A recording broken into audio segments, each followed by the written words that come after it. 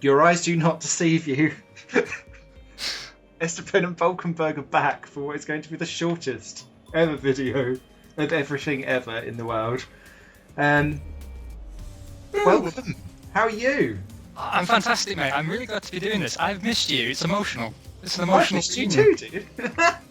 I just can't believe how rubbish we are that neither of us has been able to align the schedule with the other for months. No, absolutely crazy, absolutely crazy. But stars have aligned. We've decided to come back out of our shells to show exactly just how shit we are at the place that you could only show how shit you truly are. Monte Carlo, where clearly everyone's a Maldonado. Everyone is a Maldonado, and it's raining. Oh, you're having a laugh. Of course it's raining. Why wouldn't it be raining? Unbelievable. As we've seen in the previous episodes, setup is all important in this game to get any level of performance, and I can't get any setup to work at all. I've tried stealing setups, I've tried making my own, none of them work. My setups work until I get to that Lowe's hairpin, and then it just does not. So I'm going to load my Monaco setup that I made at about 3 o'clock this morning. Do we know what the weather's going to do tomorrow?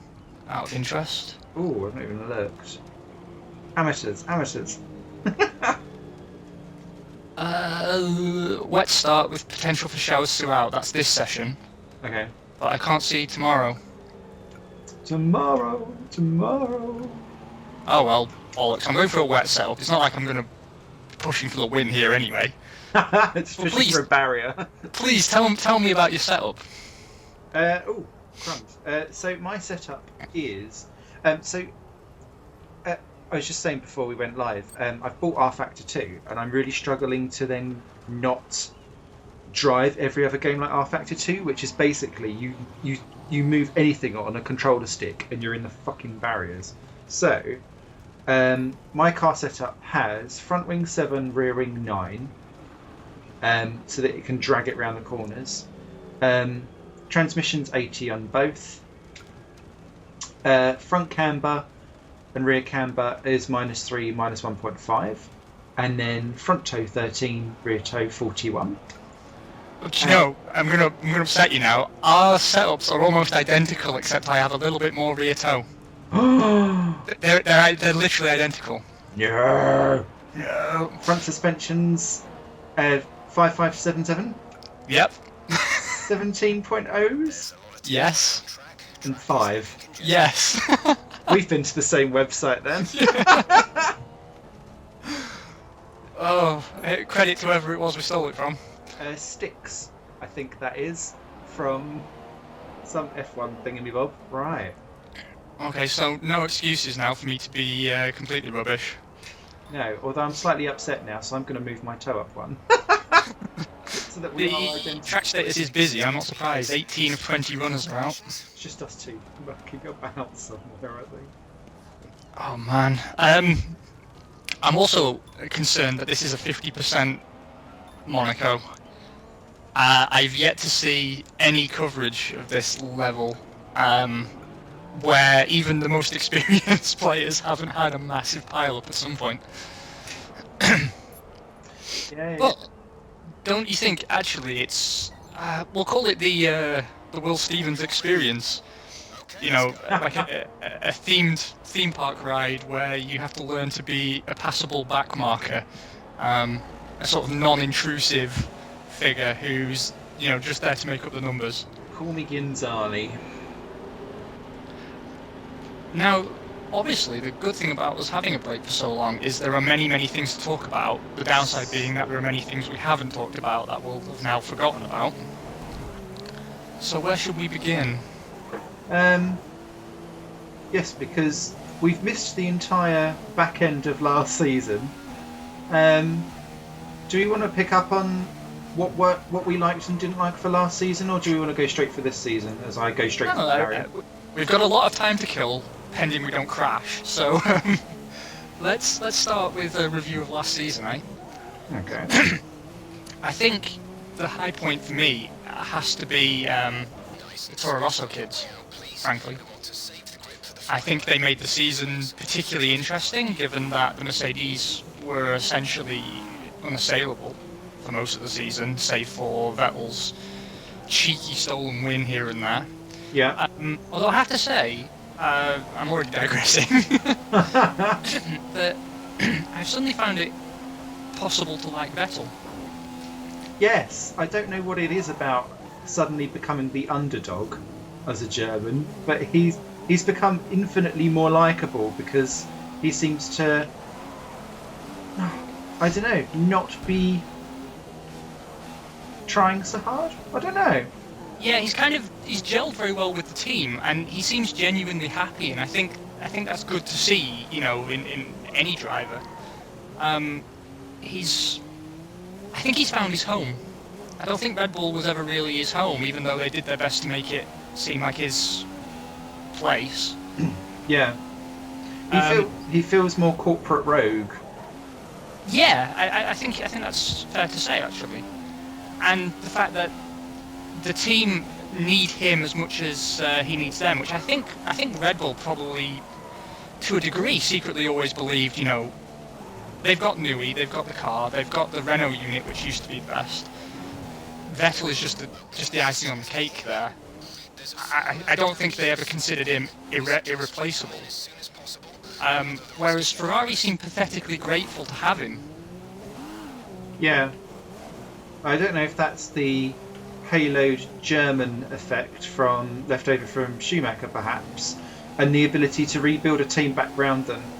And also maybe, I wonder just how damaging having grumpy Fernando sitting there eating tacos very angrily. Oh my god, this is horrific.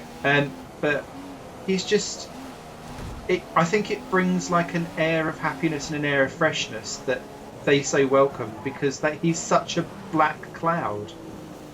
Yeah, I think it's quite telling. Was it Sergio Marchionne said that Alonso had got into the mindset where he didn't believe it was possible to win with Ferrari?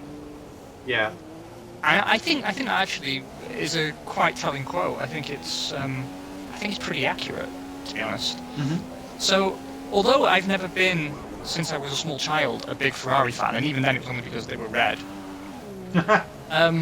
And Jean Alesi, everyone loves a bit of Jean. Oh yeah. I just don't. I don't find myself as indifferent to Ferrari as I used to, and I think the story that's coming out of them, you know, coming out of the wilderness a little, is what the sport needed, actually. So yeah, I think I've learnt to be okay with Ferrari last season. I think I also, to some extent, learnt to be okay with Red Bull. Yeah. I think the two Daniels have shown they don't need a number one driver. A strictly enforced number one driver. Yeah. And they've finally got drivers who put the team above their own personal ambition, which is a dream for any team principal, right? Yeah. These are two guys who are more than prepared to switch places with each other, and they don't make drama about it. How many times last season did we see, one Daniel move over to the other, and then if he couldn't do anything, let the other Daniel back through? They made a promise to each other, and they kept it. At this circuit, no less, as well. Yeah, actually it was. We are massively off the pace, are we not? I was punted off by a certain Hamilton. Maybe it's because he was busy trying to sing his latest rap single. Maybe he was thinking about me, thinking about you, thinking about everyone except for his fucking racing line. He's got Nicole on the brain, obviously, or Rihanna, whoever it is now. Let's see. It's a generic African American lady. I am exactly a second off the back of Roberto Merri, which doesn't make me merry at all. And you, sir, are 4.2 seconds off the back of me. So, yeah, not a good day at the office for us, is it? Like playing ourselves in, shall we say? Yeah, we'll call it that. I mean, to be honest though, I know this is counterintuitive, but I kind of planned to qualify down at the back. Look at me trying to make this seem intentional, because Stay away from everyone. because I know I'm not going to drive into the back of anybody if I've got my wits about me, but I don't trust the AI not to take me out. Yeah. You know, wine, candles. Maybe they pick a fancy restaurant, but they take me out, and it completely, that'll completely balls the race. It's such a short run, this circuit. I mean, what, a 1:24 lap, and you're talking, 30-40 seconds lost in pit stop. Yeah. If you have to pit on lap 1, you're basically lapped already. Yeah, you do. Unless they can safety car it, maybe, and then you're back in, but you're running the massive risk of that. Is the safety car back in this game? Yeah. Oh, I tell you what was added after we last played this. Yeah. Voice recognition came to PC, didn't it? Oh, did it? Yeah. So let's see if we can activate it. Jeff, what's the weather gonna do? Oh, I have to press the radio button, don't I? Yes. And then you have to say the exact. It's not the button I thought it was. I'm going through all the reviews. It's left shoulder, isn't it? Jeff, Yeah. what's the weather doing? Didn't catch that. Say again. Fuck you, Jeff. Weather forecast. This rain could be with us for a while. Light rain conditions for the foreseeable future. Cheers. My Jeff likes me. I don't know, I kind of like this idea of creating a narrative for the rest of the season where I have a race engineer who simply refuses to acknowledge me. Shouts back. The engine's overheating. Sorry, didn't catch that. Can you say again? I'm missing a wheel. Come in. Well, I suppose we better get used to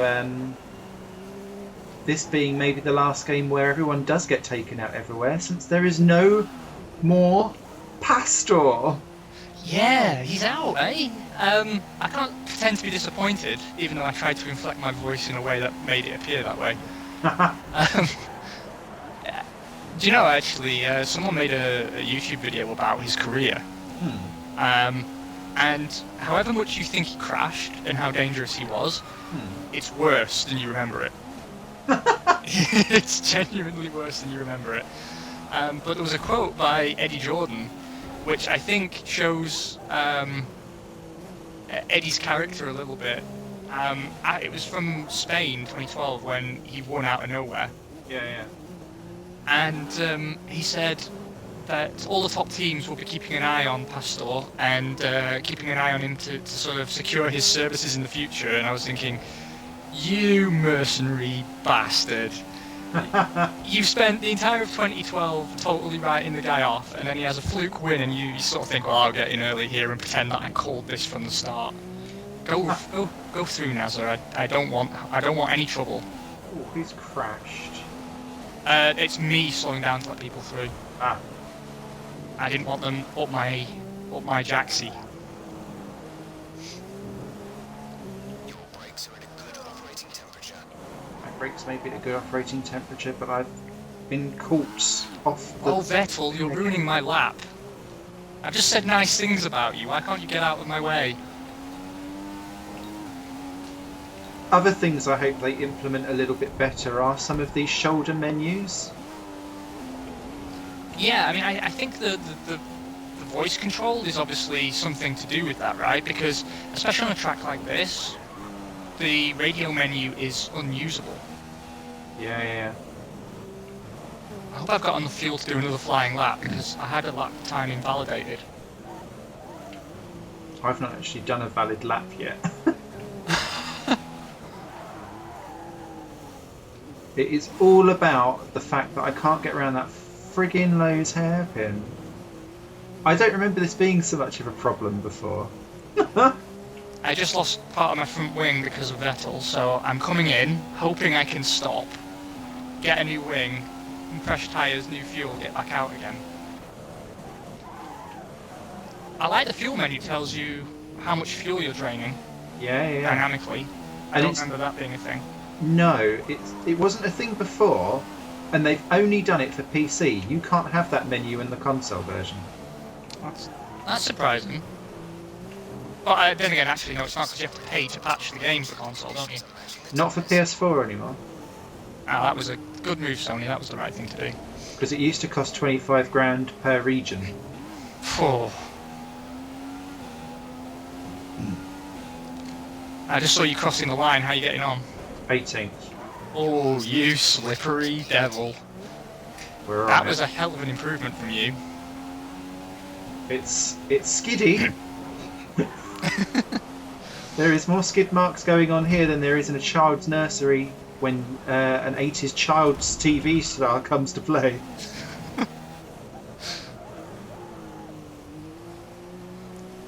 I just want to say, you never get that kind of bullshit from Tony Hart. No! In fact, actually, if Tony Hart was accused of child pornography, I think I would just pack up my life and go home now.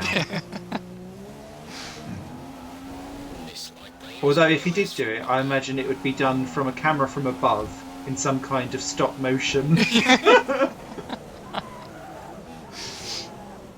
Now I'm going to show you artistically where on the bear he touched you. If you're still with us, you're watching Failcast F1, where we dissect Formula 1 news and opinion. And the child molestation charges levied against 80s television icons. It's a diverse programme. Oh, no, don't reverse for it under Ascast, Simon. So, back on the 2015 season train. Yeah. A little bit. Yeah. Let's talk Max Verstappen. Yes. We called it in episode 1, frankly, that he would have rays of solar energy blasted right up his jacksie the entire season, no matter what he did. Yes. And to be fair, he had a very impressive first season. I think everyone would agree. Yes. Do you still agree with me that Carlos Sainz has had a real bum deal this season? Yes, I absolutely do. And very few people still acknowledge that he was generally faster when it not when it mattered, but generally faster over the course of a weekend when he wasn't doing. He had that quite of like a couple of crashes, which I think actually was a bit of a copy block for him. But he's had the bum end of the deal, and he could have won races and still been considered like inferior. Yeah, he also, he made sacrifices for the team, which Verstappen was not prepared to do. No, and I remember us talking. I don't know if that had happened much beforehand, but we'd already got like wind of his petulant behaviour. What's your opinion of that now, in reflection? Because Franz Tost, the team boss, is like, it's okay, we'll bow to Verstappen, and I think that's the wrong thing for the team to do. It is the wrong thing for the team to do, but I think he's doing that because his job is to make sure Verstappen goes nowhere else but Red Bull. And I've had my lap time invalidated. Well, that's me knackered. Unless I can finish this lap in 28 seconds, which I'm not confident about, to be quite honest. But I was on a faster run. I don't think I would have matched your time, but I was on my way to something. I think that comes down to the fact they're really scared of him being poached. There's a lot of talk that Toto Wolff wants Max to get in the chopper and replace Rosberg after this season. This is the last season on Rosberg's contract, and word on the street is Mercedes want him before he goes to Ferrari. It's generally considered he'll end up at Ferrari. I think, first of all, I'm incredibly glad they didn't bin off Kvyat for Verstappen, because Kvyat actually had a much stronger season than people might think at first glance. Yeah, after the first couple of races where he had quite a few DNFs, not particularly from his fault, he shone quite nicely, didn't he? So he did, and he had some pretty strong performances, all in all. Mhm. And obviously, Ricciardo is definitely the right man to be leading that team, both from a brand perspective and a Yeah. driver perspective. Last place. It's where I belong. It's where I belong. Aw. The We've just gone onto the incident screen. oh, go on, what's that? It's just us. Invalidating lap times and warnings, just all the way down the page. I'm so proud right now. That's the way to do it. That's the way to do it. But yeah, you're right from the branding perspective. Ricciardo could literally just turd it on the grid and then walk off, and everyone would be like, "Oh, that man's a champion." Whereas Kvyat is like the alternative F1 cyborg from Viborg. Yes, he is. Here's the grid. There we are, down the bottom. No, you're completely right. I do sort of feel that both Kvyat and Ricciardo deserve a place in F1, and as much as I agree that Verstappen should be in F1, regardless of whether I like his attitude or not. Yeah. I just don't feel that he's so good already or so experienced that they can throw away people like Ricciardo or Kvyat to keep him. No.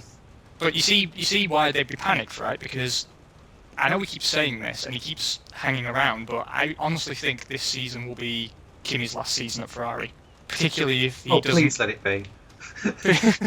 Particularly if he doesn't get to grips with the car again. Then of course, what's the race strategy? Inches all the way. Apparently, yeah, no stopping. Don't stop me now. Is that because they're just taking into account the fact that we'll need about 4 front wings? Yeah. Along the way? The race driver's briefing. To be honest, guys, we didn't even bother with the strategy because it's going to go out the window at lap 1. So, just pit when you need to, and we'll figure it out. I think that sounds about right. It's a good job that they don't have like a maximum front wing limit. I don't think I've noticed this before, but I'm looking to my right and I see Roberto Merri there, and they're holding a Manor-branded umbrella over him. I haven't seen that before. Yes, they are. I did not notice there were umbrellas in this game. Man, the level of detail they've put in is incredible. Look at that umbrella. That is a nicely produced umbrella. I bet Manor don't even have branded umbrellas in real No, life. that's giving them more credit than perhaps... A couple of Sainsbury's carrier bags. At 5p a pop. Oh god, right. Yeah. I'm coming last, I'm fine. I'm not even going to try and pass Mary. I'm just going to pootle round and talk F1. I'm shat off the line, so I apologise. Oh, yeah. Oh, God, yeah. Oh, that was quick.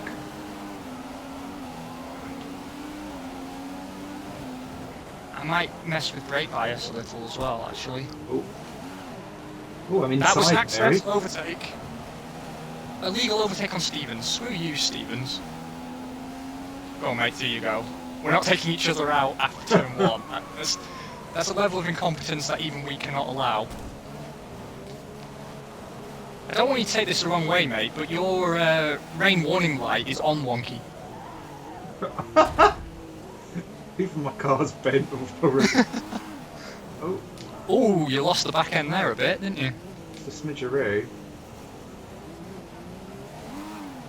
I nearly drove into the back of you there, but you ghosted. Which was fortunate. GGF1. Oh, this car, I forgot how bad it handles on full fuel. And cold tyres as well. In fact, just talking briefly about actually racing games. Ah, Mary. There you go. You should be ahead of someone. I am. Green flag, we're racing again. Even if I did nerf them off slightly. And talking of racing games, before we dive back into F1, just whilst it's topical, R Factor 2, the whole reason why I'm struggling to play other racing games now that I'm starting an R Factor 2 League this year is it's got this tyre performance setting where and also a track that kind of rubbers in over time, and so when you start off the session you are skidding off everywhere and you have to be so light on the steering and the throttle that when I then go to play other games I forget, and so I'm like only turning about 20% of what the wheel's capable of and just like understeering off everywhere, and I'm like, oh fucking go. Getting really angry, and then by the time I've unlearned it I then have to relearn it when I go back to R Factor 2 again.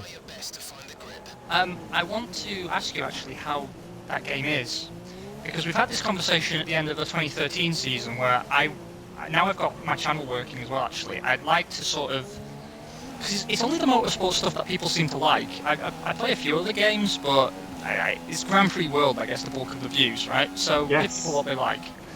And also my 1997 season that I've just begun, and I think it'd be interesting for myself, but hopefully people who watch my channel, to do this sort of sim racing development, right, where I stop arsing around and try and actually get respectable. And I've been thinking of doing it on Assetto Corsa, but none of the leagues that particularly interest me seem to run it. So I was going to ask you, is R Factor 2 worth the money? How you finding it?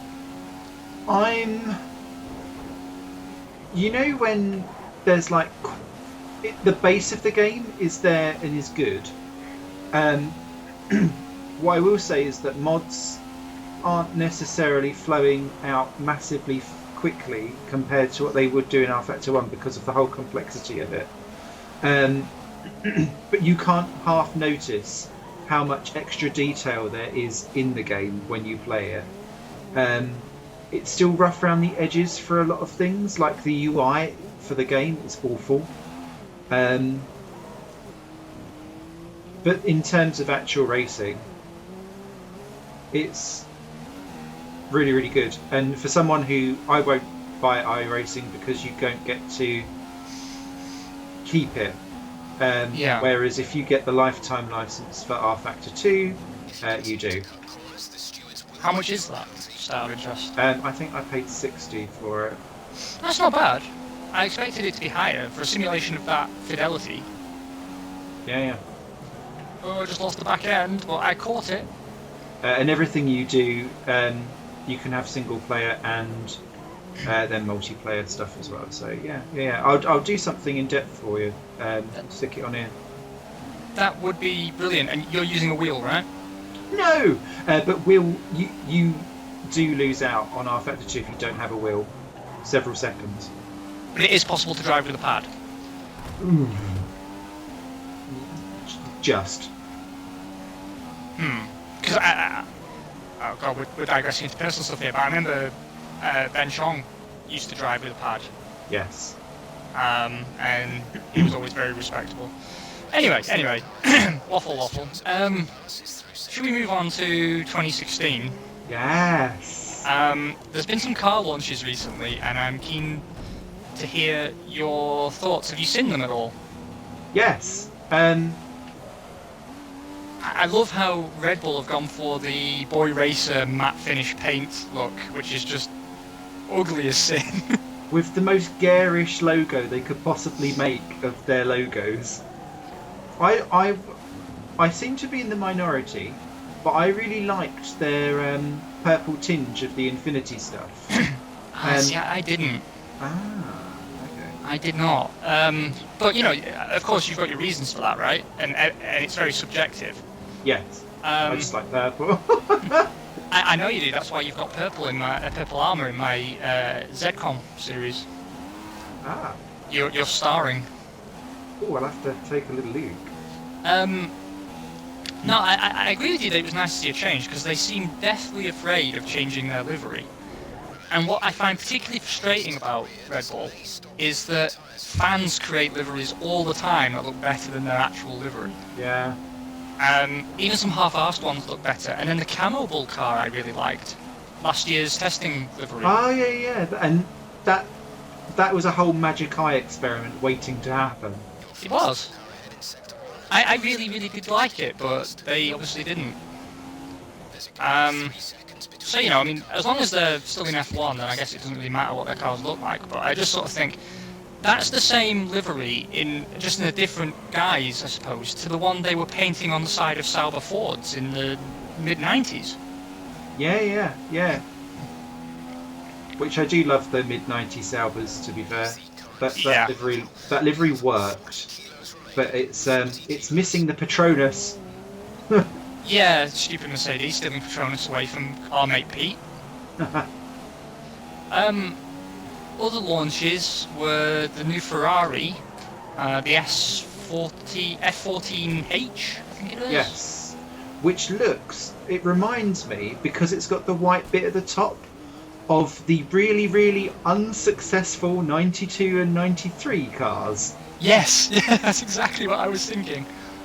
But I have to say, it works, doesn't it? I think. Yeah. I think the white actually looks really good. I saw the other day that. I just cut that corner. 3-second penalty. Oh, I've got one as well. Share them out.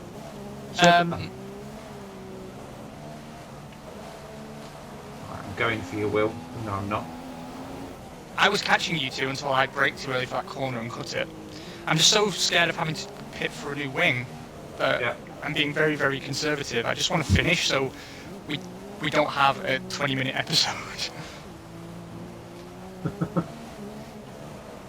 I'll have to confess that because I've been playing the 97 game, for both that and this, I have, just for the corners, I have the line indicator on because they handle so differently that, I need a bit of a helping hand here. But I will move them again as soon as we're back in the rhythm. It's like you say, once you've played something else, even if it's, just a different yearly iteration of the game, it becomes very hard, particularly with tracks like Monaco, Canada and Singapore, to get your eye in.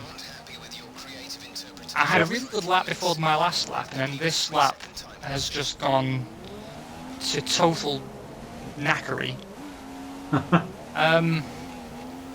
Anyway, so we like the new Ferrari, don't we? Yeah.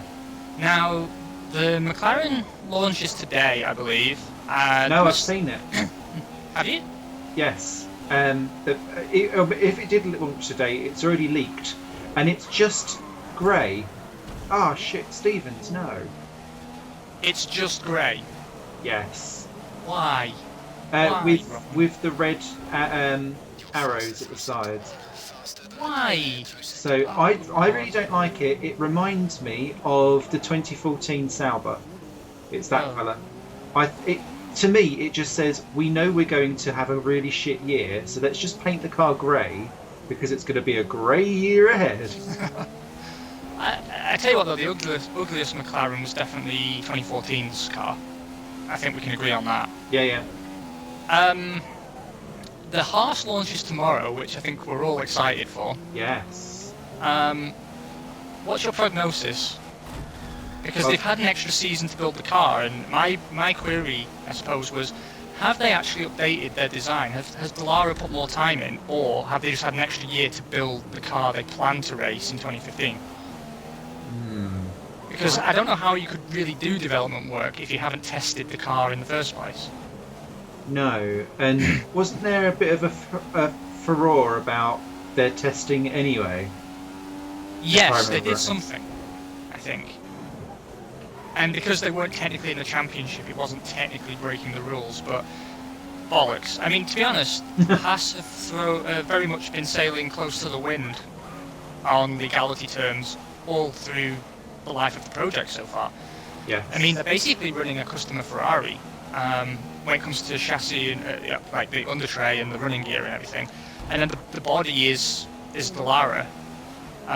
They're not really a constructor. No, and I may be opening up some nationalistic cans of worms, but if they weren't American, I don't think they'd have got away with it. No, you Bernie's right. so desperate, isn't he, to get in there? Bernie is incredibly desperate to get into the American market, and I understand why. I mean, they're very passionate about their sports. My front wing lasted all of 8 laps. No. I've got 9 seconds worth of penalties now. I don't know how far down the road you are, but I'm going to have to stop because this is slowing me down too much That's per okay. lap. Go for it.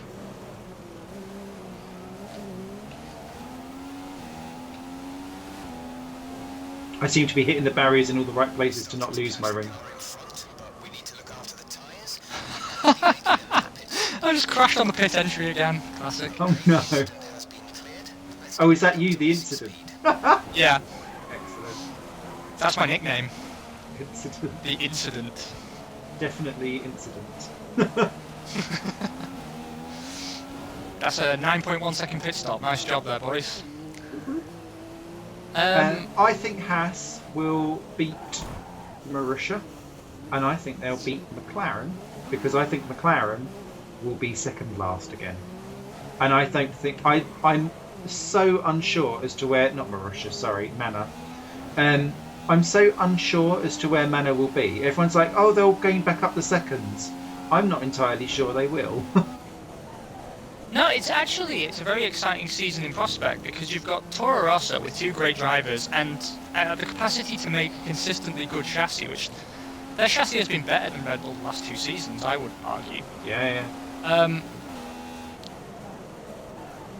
I just nearly lost my wing again.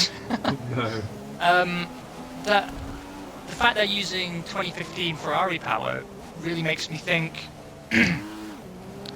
how competitive are they really going to be able to be in that scenario? And then you've got Haas basically subsuming Sauber as Ferrari's preferred partner. Yeah. So I see Sauber going backwards as well, actually. Which is such a good pickup, actually, because I'm not sure that that's been massively noticed elsewhere. No, I don't think it has. You're correct. Oh, a completely clean overtake! Oh my god. As I then go nearly straight on down at the end of the straight, but I'm through. Fuck it. light rain will stay with us for at least 20 Oh, Jeff, stop telling me to mess with the fuel mixture because it messes with my cornering. I can't do fast fuel mixture around Monaco because I burn up my tyres and spin off. Yeah, I'm with you on that. Yeah, I mean, let's go a bit more in depth, right? Let's go a bit one-on-one here. Ooh, baby. We'll start with Haas actually. Yeah. So their target allegedly is to score points, Mm-hmm. which I think they do. you think they will? Yeah. Not Not regularly. I could see it, but I hate them for it. I know I shouldn't be biased towards the team, and I know I'm like you. I'm in danger of stoking the sort of the European snobbery card here, but it's not the fact they're not a European team at all. It's the fact that they're cheapening the entry requirement. By buying everything and not doing it themselves. Yeah, exactly. And then, when they have some success like a point, it'll be big news. American constructor scores points in debut season. Car surprisingly competitive. And you think they're not responsible for any of it. Yeah. They have a few guys on the ground at Dallara, but Dallara is doing the lion's share of the work. They have a stupid system whereby they do the first assembly of the car in is it Kannapolis? The Kansas facility. Oh yeah. And then they actually use the old Manor factory for the actual season. I mean, what's the point? That's just incurring costs that needn't be there. Yeah, it doesn't sound sustainable to me actually.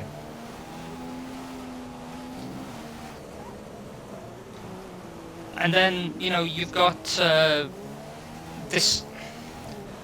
I think Grosjean was the right man to grab, although I'm very sad to see him not in the new Lotus. Not the Lotus, the Renault. Yeah. Gutierrez, I've never rated, to be honest with you. And if this is a Ferrari development drive, I don't see why they haven't used Verne. Verne is the man, in my book, to potentially replace Kimi. but obviously they want Maxi. I agree with you. I could see them potentially getting points, but my ideal scenario would be to have them at least have one season propping up the grid, and I'd really like to see Mana outperform them. Yeah. And I think Mana, we'll move on to Mana now actually. I think we shouldn't underestimate the benefit of Mana having the latest Mercedes power. No. And actually, a 2016 car. Yeah, they have actually got an uprated car. I'd so want Mana to do okay, because they're a racers team, Yeah. which I don't believe Haas is, and I know it's going to cause some controversy or whatever, but I get the feeling that Gene Haas is entering F1 simply because no one's done it before from America. I think he sees it as a challenge, and he's just throwing money at the problem, and they don't strike me as pure racers for some reason. Come on, mate, we need to pick it up a bit. Does that, am I being unfair there, do you think? Dig deep. No, I don't think so. I think they've struck it. They have this outward persona, and it's only because of the snatches of interviews that I see where they give off that vibe, and so there's nothing else for us to know yet, just know any different. So if their only interview is, wow, I'm going to be based in America because Kentucky Fried Chicken is like the way how they introduce themselves, it's not really helpful. Or like, remember when they were saying, oh, we're only ever going to be based in America because America. And they've already had to go back on that. And so they're learning the hard way already. And yeah, it stinks of Michael Andretti. Yeah, I think what it is it's the way they've had this sort of disparaging attitude, and I see it quite a lot actually. I know Formula One has a growing fan base in America, and they're all very cool people. There's a lot of Formula One forums I frequent, and you meet some fantastic people who, have got into F1 before I did in some cases. And they're incredibly passionate about the sport, and they understand it. But there is this sort of pervasive attitude across the water that F1 is not as much a pinnacle of technology as it's made out to be. Yeah. Why not get a 3-second time penalty for moving over to let Hamilton through? Excellent. Yeah, because hang on, I was worrying about my braking whilst trying to worry about saying something, and it all went a bit wrong. Brain fart. And yeah, that chicane seems to be proper nasty at giving out time penalties. Yeah. Not loving that today. Not loving it at all, McDonald's. I think... What do you think of Pascal Wehrlein as a signing for Mana? I think it was a shrewd move. Yes. Because I think it's what secured them guaranteed later specification Mercedes power. Yeah. The fact that they're getting in-season upgrades is massive. Yes. It really is. So yeah, I would have done it. I'm sad to see Will Stevens go, and I don't know who this Rio guy is. I was going to ask you if you were aware of him. Of course I'm aware of the random back marker. He's not too bad actually. The problem with Rio Haryanto is that he takes time to learn things. So eventually he does actually come up towards the second top tier of wherever he races in. But he takes a good 3 or 4 years to do so, and you don't necessarily get that in F1. So I can see him he'll definitely be number 2 in that team, but he won't disgrace himself. Do you see him as sort of an Alex Young figure? I see him as slightly better than Young. Because Young went on to actually do quite well in lots of other Formula after F1. I think with another season or 2, Young could have come on quite nicely, but yeah, we digress again. Off to the retros. Yes. But yeah, he'll be quite similar, but not as dramatically off, I don't think.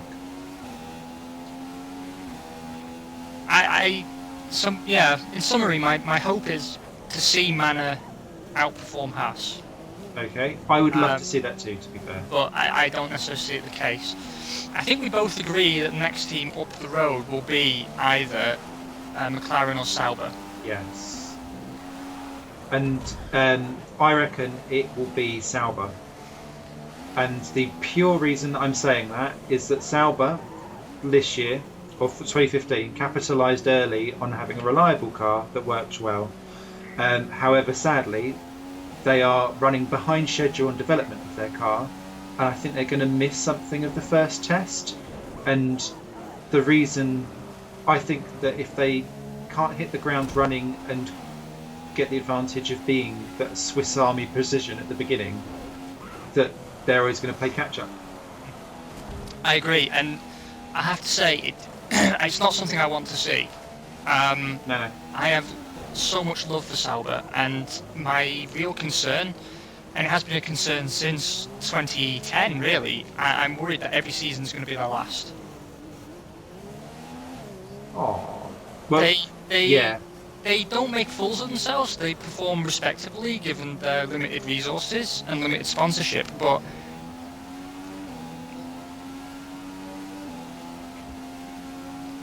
Jeff's thinking we might need to change tyres soon to a different compound. Ooh. He said this compound is not ideal for these conditions, but he doesn't feel it's necessary to change just yet, so cheers, Jeff. Let's hope my battered car can keep going another couple of laps. But yeah, I think Sauber are going to suffer from no longer being Ferrari's preferred partner, because I know money was involved in that position as well as technical support. Bits of gearbox, I think, as well. And I think we might see them resorting to a very lax in-season development program to keep their heads above water, and I just wish Lance Stroll would cough up the cash and invest in them. Lance, I know you're a big long-time fan of the show. Please, as a personal favour. Oh, I'm trying to let the car behind through, but you know what? It's surprisingly fucking difficult here.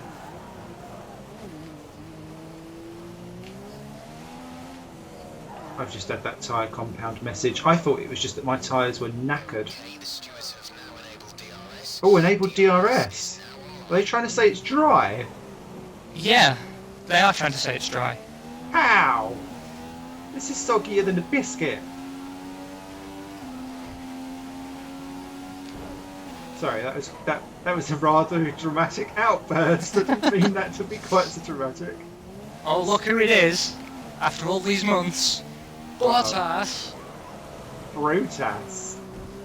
Right, go on through, Bottas. Don't fuck with me. There we go. Apparently my pace is strong, which I strongly disagree with, Jeff. Jeff, ever the flatterer. He knows how to keep the morale up.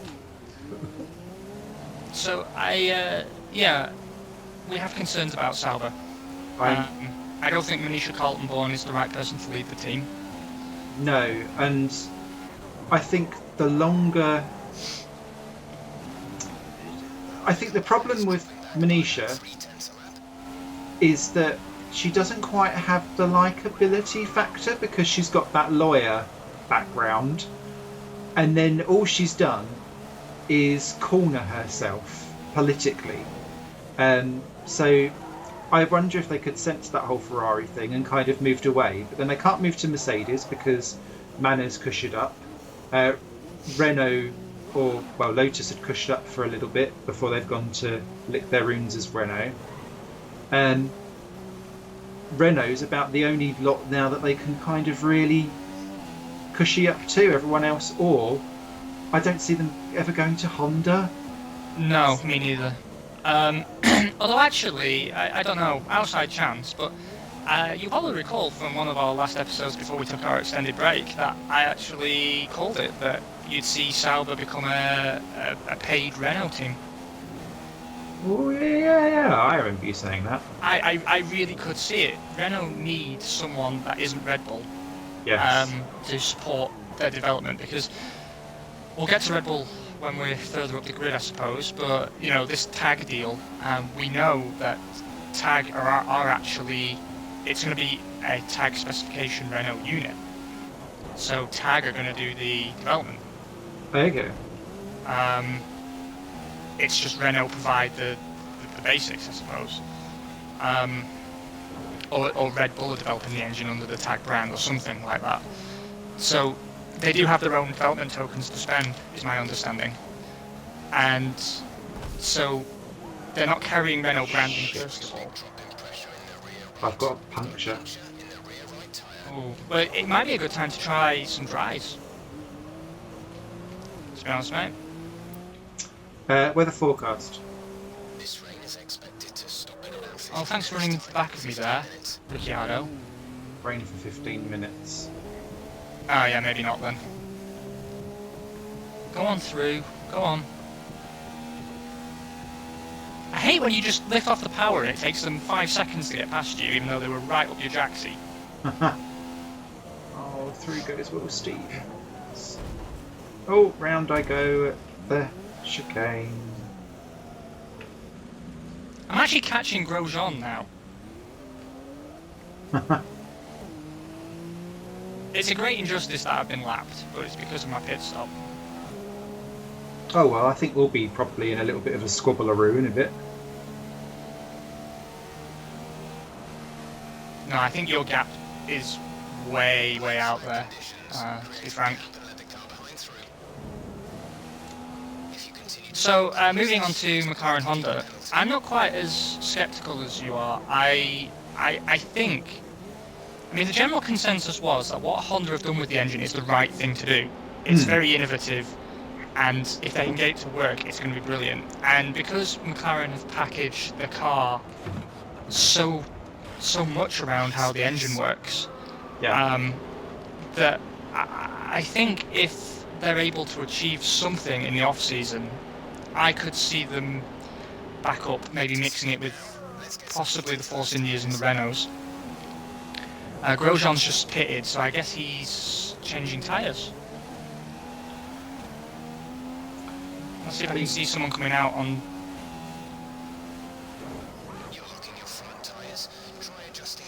Oh, hey, look at that! I've passed Mary. Not so merry now, are you? Snidey whiplash. How many races have we been waiting to say that? Do we stand by our earlier statement that while we're happy to see Button remaining in F1 for another year, that having two old geezers behind the wheel of the McLaren is arguably the wrong strategy?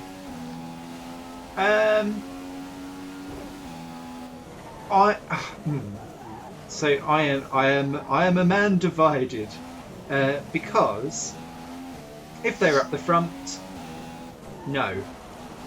If they are where they are, what the hell value are they getting out of those poor guys spending all of the money on about 5 or 6 points for the season and basically ruining the ends of their careers if someone's gone off? There's an incident in the next part of the track. No overtaking. It's an incident and neither of it's us. Surely not. Maldonado, is that you? Oh, someone went off at Sandoval because I can see lots of skid marks. So yeah, it seems like, so Button signed on because he thinks he's seen progress for another year, which is great. And as a Button fan, I'm quite happy with that. And Alonso's just lol for team radios. So, and that picture of him sunbathing, that to be fair was the best bit that came out of all of McLaren last year, was that picture. And them ransacking the Brazilian podium in qualifying, as if to say, we'll never get here, Jats. But what it feels like if they know that it's going to be an absolutely horrific day at the office, then they might as well stick some other drivers in and see what on earth it brings them, because then they can test them out. No, I completely concur. I think what they're doing now is developing a car for people who are not going to be driving it. Yeah. Just a point of interest for you. Kimi Rosberg's on Räikkönen- dries. Yeah, Kimi Räikkönen has just gone past on the soft compound. Let's Are you see. stopping? No. Because I've just put Rosberg slightly in the wall. Oh shit, I forgot to change which tyres I wanted before I went in. No! Oh no, what have you done? No! Don't! Oh, good, they've done it automatically. Oh. Okay, because I'm last anyway, or going to be last, I've put myself on the soft, and I'll tell you how it is. Oh, well, the times are all coming down on fastest laps. I wonder if it's a graphical bug and it's not actually raining, it just looks like it is. But you're right, you and I are going to be in a bit of a tight scrap actually, because before I pitted, I was only a few turns behind you. You say. Yeah, I can tell you these tyres feel good. They feel good.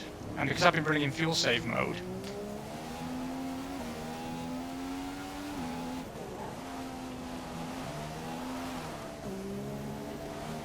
the car does handle differently on them. Yeah, I would have liked to see... I don't know actually what I would have liked to have seen at McLaren. It's very hard to call, but I sort of feel I don't want to see Button or Alonso without a drive. But at the same time, I sort of feel they could have done quite well to get, Stoffel Van Dorn and... Well, K-Mags is gone now. Yeah. But, someone younger, sign them on for a multi-year deal and develop the car to their driving style. Because you're right. What is McLaren's identity beyond 2 years' time? Exactly. And that's only if Alonso stays, and I don't think he will. No, I mean, I'd be surprised if Alonso finishes the season this year if the car's as bad as it was. GP2. Exactly. GP2 beard products. I kind of worry about that. So moving on up, I'm going to say Toro Rosso will be next up the road. Agree? I don't. Or do you think Renault? I think Renault. Rebuilding year, and I think they have the weakest driver lineup. Renault? Yes. I don't know. I rate K-Mags. I don't mind K-Mags. I think that Jolyon Palmer is going to be really underwhelming. I hope not, but yeah, I could see it. To be fair, I could see it. Bonus points to them for the livery, though. I think they've got the yellow and black in the perfect balance. I'm straddled across the track. Oh, there you are. Ciao. Oh, hello. Oh, you're on screen. Hello. Now this is where I balls it into the wall. Apparently you're lapping me. No, there's Hulkenberg behind me. Ah. Oh, DRS. Hello. I still got half my fuel left. Oh, someone's front wing's missing down at turn. Oh, that might have been where I hit Rosberg, actually.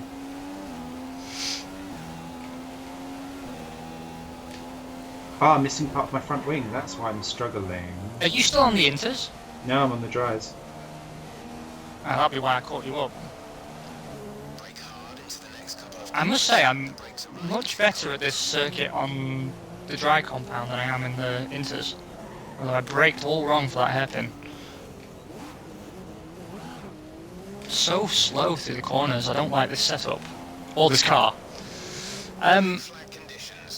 Yeah, I don't know, I want Renault to do well, and what I want eventually is a Renault super team. Give it a season or two to get the team back up there, and I think eventually they will. Yeah. Because they always do. Yes, they are the recoverable team, aren't they? Yeah.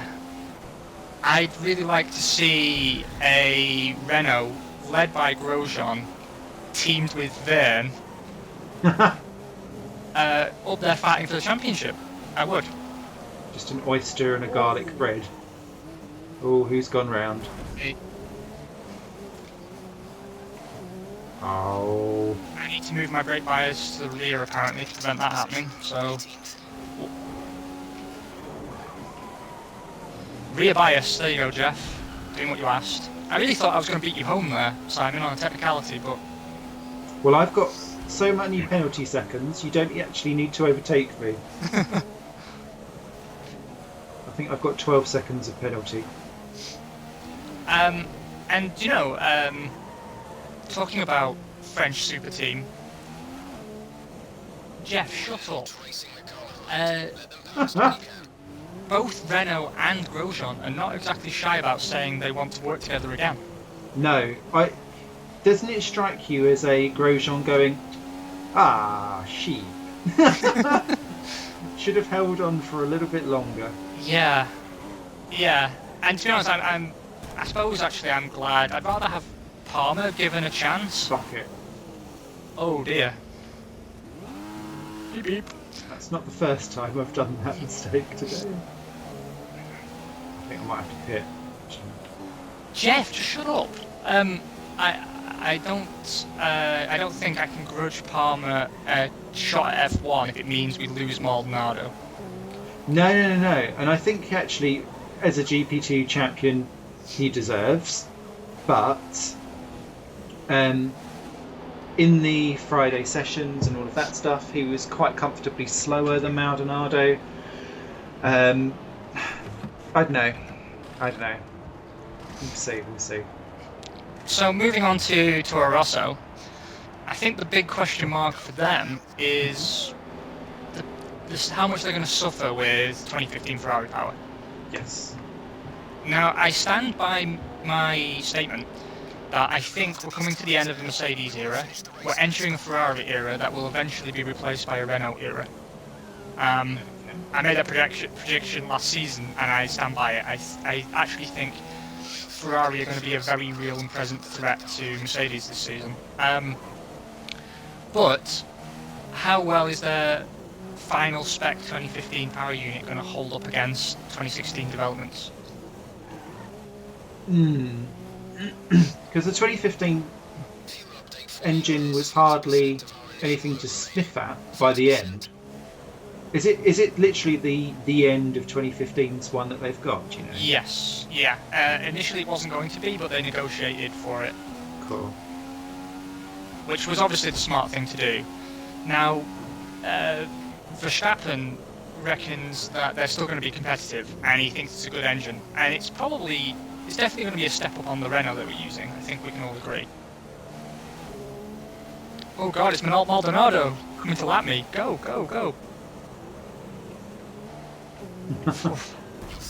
And he's in 13th position. Oh, for goodness sake. Oh, who needs a front wing? Yeah, they're only cosmetic, son, don't worry. It's just there's a very strong front wing lobby that makes you think you need them, just to, drive the wheels of capitalism. Oh shit, I've just taken off Rosberg. Good. Second time in a row. Now, I don't know. I could see Toro Rosso struggle, actually. Yeah? I could. Yeah, I think Renault will be mixing it with the Toro Rossos. I could see it. Okay.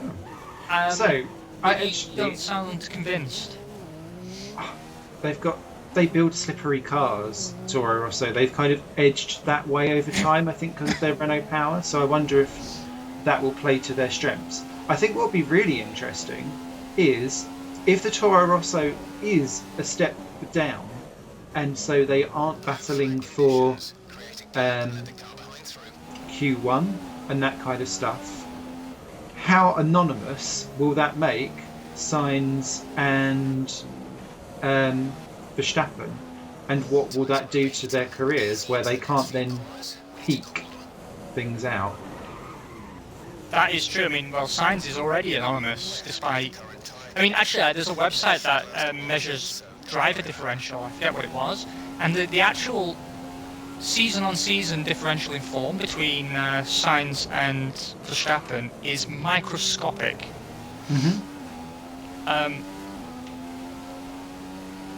So I think the fact that he's anonymous already means that if they have an anonymous season as a team, he's dead in the water. Yeah. Which is such a shame. I just hooked my rear wheel on the exit of the corner into the tunnel, and it spun me round. Excellent. I might have to pit for a replacement wing at some point. So then, next up, I guess, would be Force India. Yeah. First of all, I want to express how disappointed I am that the proposed Aston Martin deal didn't go through. God. Yeah. And that it doesn't seem to be happening anytime soon either. No. And I think it's a logical move for Aston Martin. And I think it's the right team to do it with, to be frank. So, Hamilton just just put his nose into the wall. Oh, superb. I could see Force India taking a step forward, believe it or not. Yeah?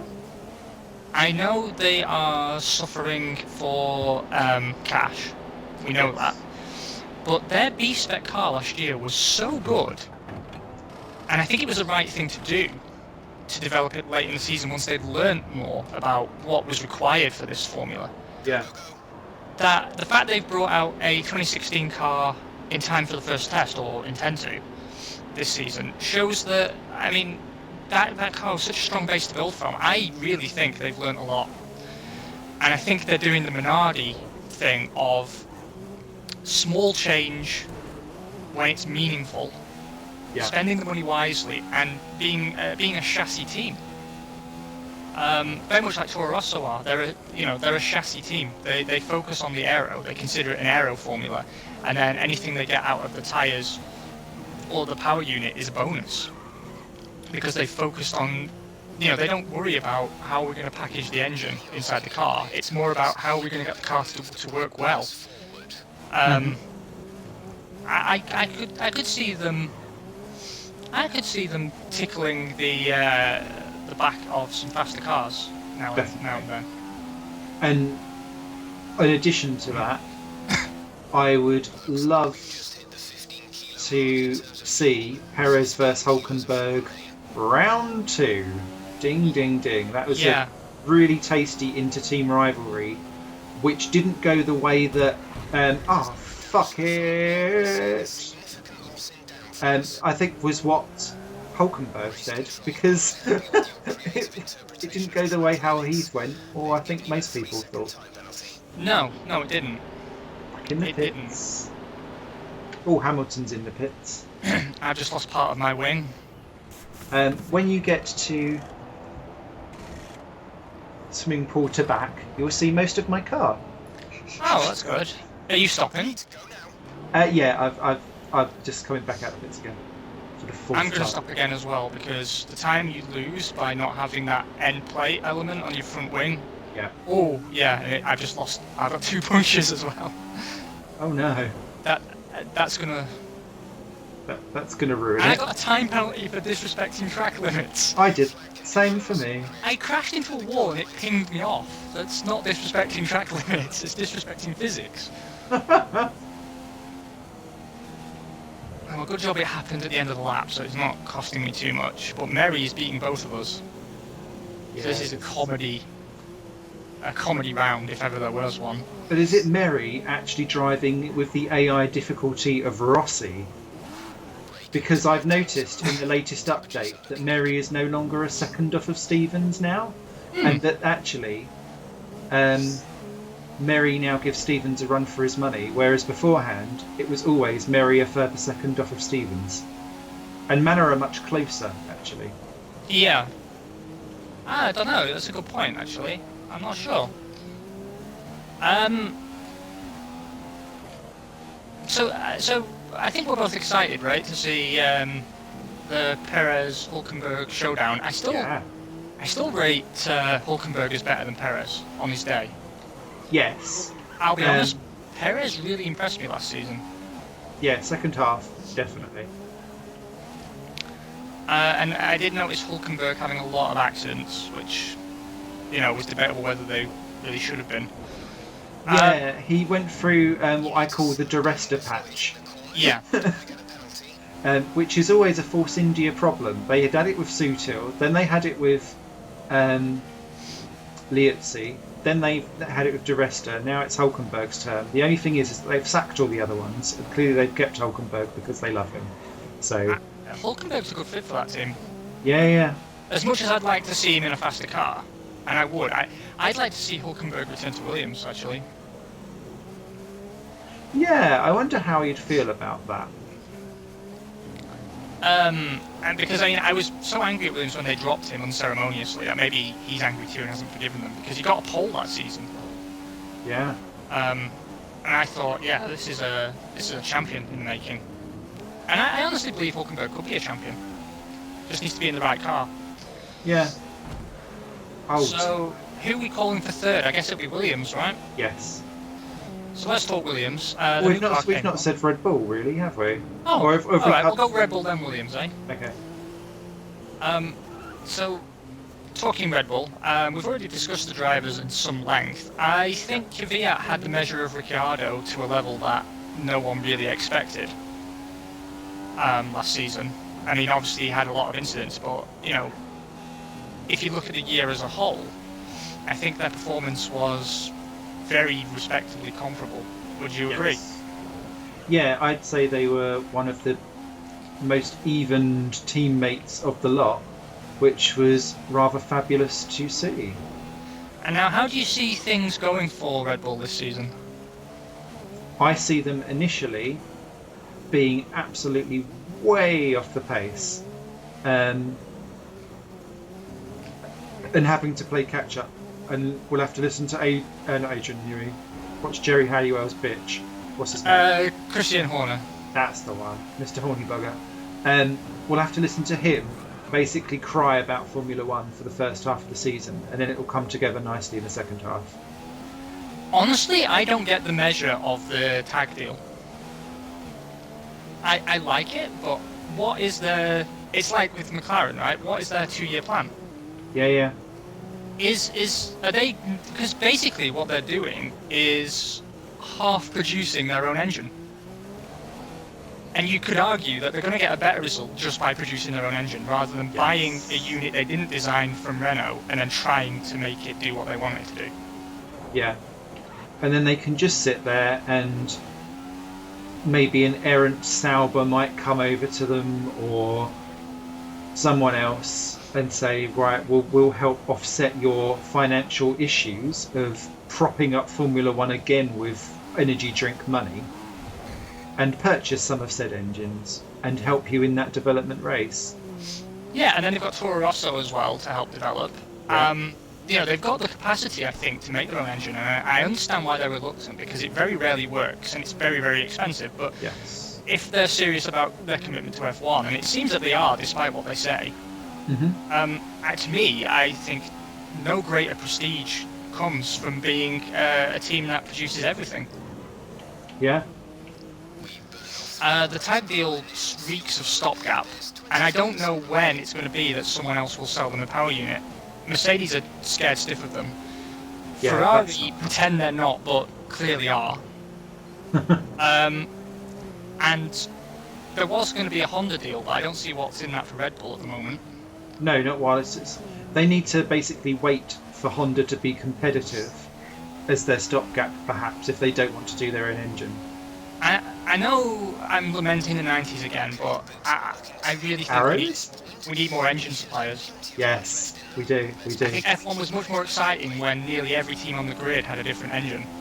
Yeah. Especially when most of them combusted quite often. Yeah, I honestly think...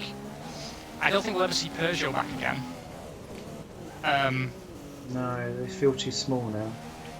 But I could see... I really don't know why Ford haven't returned. Because, as well, they've got such a great relationship with Cosworth that they could sort of offload the program to a certain degree. And their financial problems are behind them now. They're performing very strongly. I think it makes sense for Toyota with the hybrid technology. I don't know why they haven't come back. Oh my god, that corner! Sorry. It's quite alright. You're forgiven. Likewise, there was some talk about Nissan, and Nissan I understand as well, because they're big on the... I'm about to get lapped by Will Stevens. What the fuck is going on? Alternative world. There's this this need at Nissan to continue to press on with hybrid technology and battery technology, which ties in perfectly to the formula as it stands at the moment. Yes. Then there was talk of Alfa Romeo coming back. Sergio Marchionne said that in his mind there has to be an Alfa Romeo F1 team. Did you see that in Autosport? That made me very, very excited. I didn't actually. I've missed that one entirely. Because obviously Ferrari own Alfa Romeo, Yeah. and he said part of what's going on at the moment is they've been tasked with revitalising the Alfa brand, and he said he cannot think of any way he would prefer aside from F1. And I think that's obviously in his mind because he can split 50% the engine development costs, right? Yeah. And make both teams look slightly better than they are. I'd love to see an Alfa F1 team. I would love that. I think it makes perfect sense. When were they last in? That must be 80s-ish. Oh, Raikkonen. Yeah, it was. Weren't they powering Brabham for a while? Possibly, yeah. I'm probably way off there. My 80s F1 knowledge is not as strong as my 90s. But yeah, I'd love to see another engine supplier come in. I think it still makes a lot of sense for the VW group to enter, with Porsche or Audi, or even VW themselves. Especially whilst it's Mercedes that are lapping it up. Yeah, they're going unchallenged. I mean, you could argue as well that BMW should give it another crack. Yeah. I'd love to see any of those engine suppliers come back. What we are learning very quickly is that 4 engine suppliers is not enough. Yes. Because 2 are always going to be in tight competition at the front. 1 or 2 are going to be completely unattractive. And therefore want to bail. Yeah, and the fact that, those teams running at the back with the weak power units don't want to develop an engine that another team is going to benefit from means that a lot of teams are being locked out, like Red Bull have, of being able to switch power unit supplier. Yeah. And I think that so long, like Ford, so long as they don't end up doing what they've done in the 90s, which is providing customer units for everyone else and therefore getting a bad name because they're providing like 6-7-year-old engines for the back team and then not actually getting a good rep from it. What am I doing with that chicane? Schmiffy, no. So, we've left ourselves 2 laps now. Oh god, I've just lost my front wing again. We've left ourselves 2 laps now to discuss 3 teams. Great. So no, it's the last lap. Oh god. Alright, well quick. The new Williams looks interesting. I'm worried that their luck's about to run out. I think they've made great progress being able to secure 3rd place 3 years in a row, but I think they've been trading on the power unit and the fact that they had a bit of a breakthrough with the car. The fact that they've now said they're switching focus to their weakest areas, which is slow corner speed, I think that's probably compromising their strengths. And I think we'll probably see them go backwards, which makes me sad. Also, I'm not sure how much longer the Massa-Bottas partnership makes sense. Yeah, I don't. Massa is always slightly slower than Bottas, but it's not as if he's dropping away. And in fact, Bottas I thought was a bit tardy at the beginning of 2015. And I think that actually their chassis is still quite heavily defected, and it has been the powertrain that's dragged them through. And as everyone catches up, I don't think they've made the progress everyone thinks they have. And they will. This will be like probably their last one before they slip back again. Because when we go to 2017, and it relies back on a factory of doing things right, I think they might be back midfield again. Yep, I could see it, and it makes me very, very sad. It does. Next up then, I honestly think it's going to be tight between Ferrari and Mercedes this year. I think Mercedes will win it, but I think it will be a lot tighter than it was even last year. Would you agree? I agree definitely. I think Ferrari's performance hinges very much on whether Kimi bothers to turn up.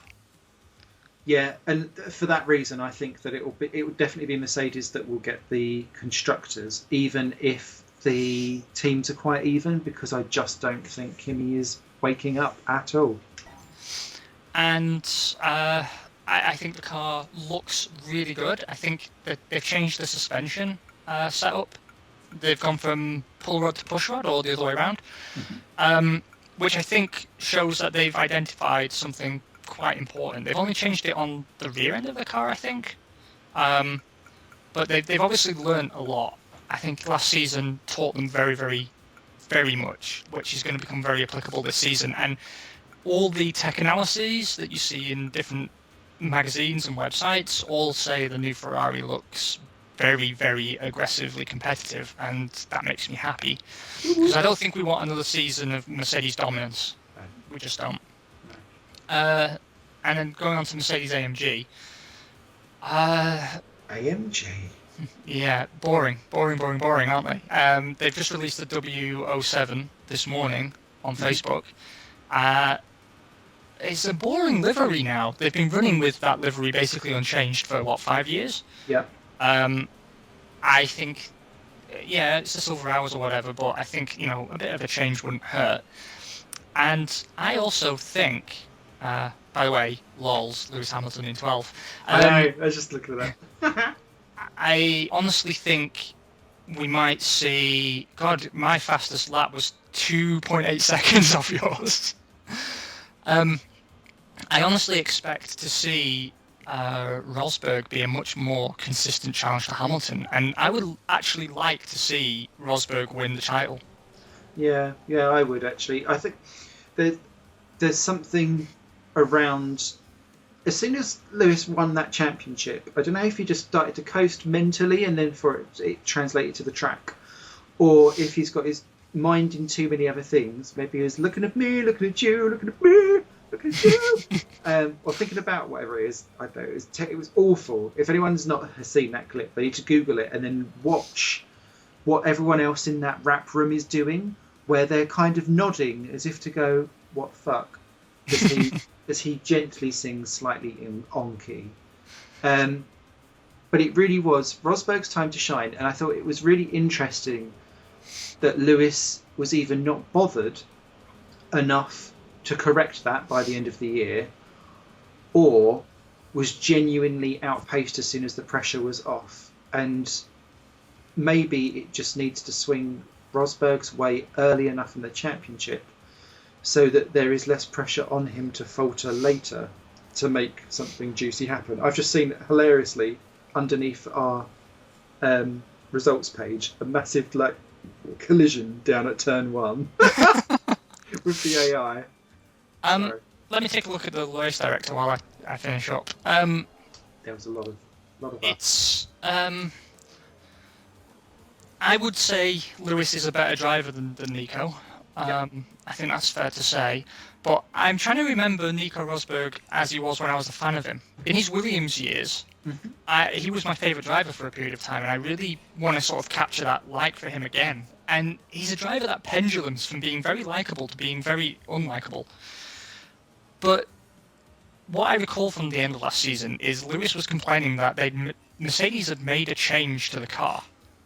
And that's what he was blaming for the performance differential that we saw. Now, I don't know if he's trying to make excuses and say, no, my mentality has always been the same, and it's not that I'm lazy or, driven only by my need to win another title. My heart and soul is in racing, in the team, and it was the fact that the car had been changed. But I like the idea of them changing the car to Nico's favour.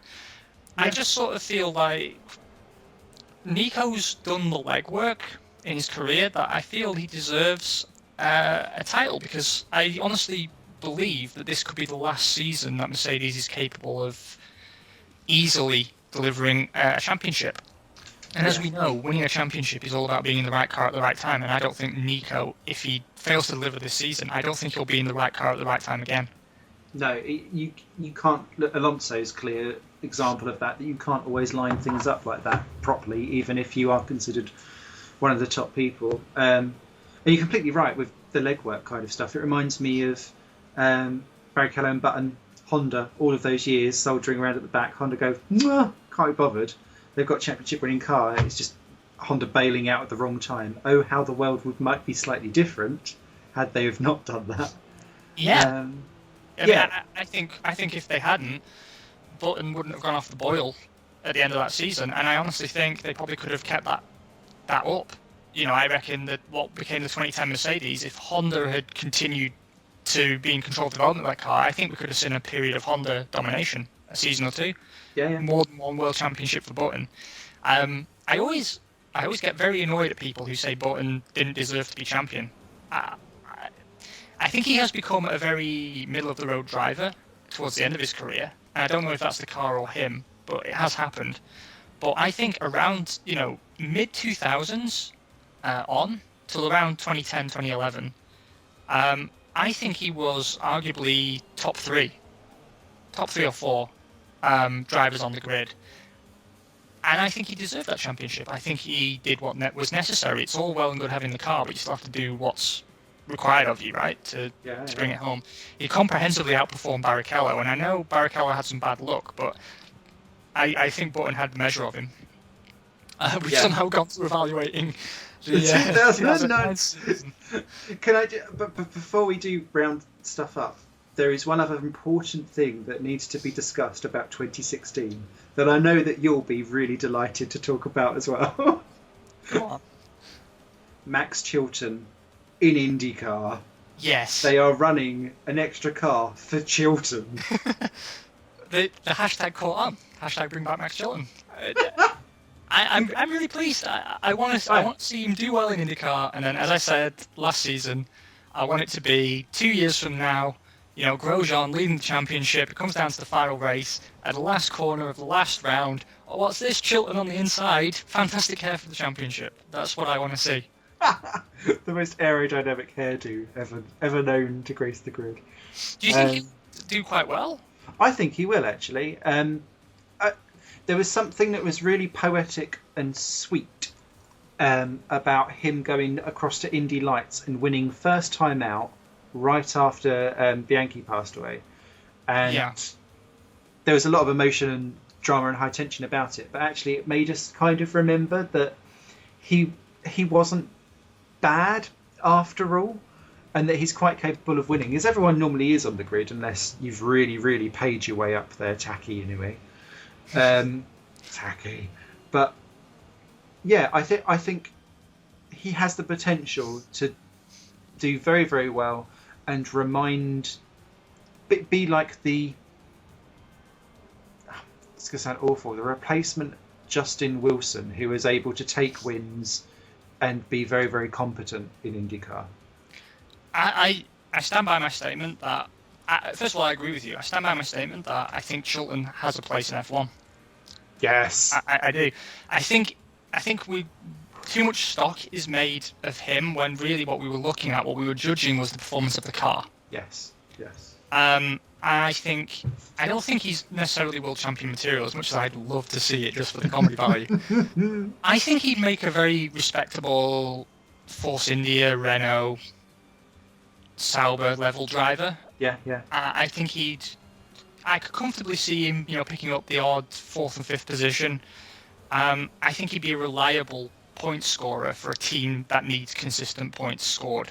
Yes. So yeah, Force India, I'm looking at you. Now, as it stands, Force India are set up perfectly for that anyway with Hülkenberg and Perez, but maybe Renault actually, maybe he'd make a good teammate for K-Mags. If Palmer really does fall by the wayside this season, Blonde hashtag GP. bring back Max Chilton. Hashtag blonde GP. It's all good. Oh, Chilton GP. Yes. Daddy buys his own team and actually gets Tom, his brother, in as well, who forgets that it's in an open wheeler and drives it like a touring car and just smashes into everyone. Pastel's back, bitches. Make that happen. Make that happen. Chilton GP. And Maldonado is the new Chilton Steve. GP. Well, it's been a pleasure and a delight, mate. I'm very glad. It has. Thank you so much for coming and joining us as we return back. We are determined to make this much more regular, especially because 2016 ain't coming out for a long time, having been on the Codemasters forums. So we can still bash out this season and have a good trollalols, And don't forget to pop over to Esteban's channel. What is it for everyone? Definitely Zero, or Call Me Zero. You'll find it with both. I'm partway through an XCOM 2 playthrough. I'm doing Galactic Civilizations 3, but most relevantly, Grand Prix World. I'm doing at the moment. Onto episode 32 is out later today, actually, and That's two. the 1997 mod for F1 2014 just begun a season for Minardi, so fun. And I am so loving that. I'm It is. so loving that. Please tell me you've got the mod, because it's such a well-made mod. I have downloaded it, but I was too scared to install it because at the minute I'm playing through F1 2014 with the damage modifier up to absolute maximum. So like you gently touch someone and you'll explode, which has been hilarious. But once I'm done with that, I think I'll go for the 97 one. And I've got, I think, a 2006 mod as well somewhere. Well, what a delight. Yeah, take care of. Everyone. Yes. Esteban and Bolkenberg. See you later.